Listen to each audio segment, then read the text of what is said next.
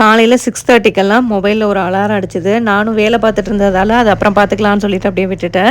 அடுத்து வந்துட்டு பார்த்தீங்கன்னா 2 பேரோட மொபைல்லையுமே அலாரம்.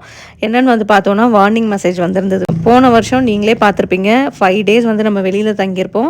அதுக்கப்புறம் வந்து எல்லாத்தையும் க்ளீன் பண்ணி முடிக்கவே ஒரு 10 டேஸ் கிட்ட ஆயிடுச்சு. ஸோ இந்த வருஷம் அதெல்லாம் நினச்சி பார்த்தோம் அப்படின்னாலே வந்துட்டு ஐயோ நமக்கு வெள்ளம் வர்றதை விட வந்ததுக்கப்புறம் க்ளீன் பண்ணுறது தான் மைண்டில் இருந்தது.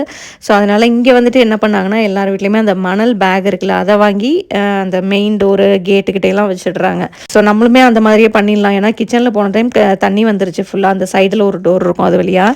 அதனால் அந்த கிச்சன் டோரு அப்புறம் மெயின் டோருக்கு மட்டும் வச்சிடலான்னு சொல்லிட்டு வச்சுட்டு இருந்தோம். வெள்ளம் அதிகமாகலாம் வந்ததுன்னா இது நமக்கு சேஃப்லாம் கிடையாது. ஓரளவு தண்ணியை உள்ளே போகாமல் தடுக்கலாம், அவ்வளோதான். இதில் என்ன கொடுமைன்னு பார்த்தீங்கன்னா இதை வச்சதுக்கப்புறம் சுத்தமாக மழையே வரல. அந்த ரிவர் சைடு ஃபுல்லாக வெள்ளம் வந்துச்சு, நம்ம வீட்டு சைடு வரல. அதுக்கப்புறம் வந்து சுத்தமாக மழை இல்லாமல் இருந்ததும் எல்லா இடமே வந்து நார்மலாகிடுச்சு. எல்லோரும் சேஃபாக இருக்கீங்க அப்படின்னு வெள்ளம் வராமல் திரும்பி போயிடுச்சு போல். எல்லாருக்குமே லீவா, அதனால வாழைப்பழம் இருந்ததை வச்சு போண்டா பண்ணியிருந்தேன்.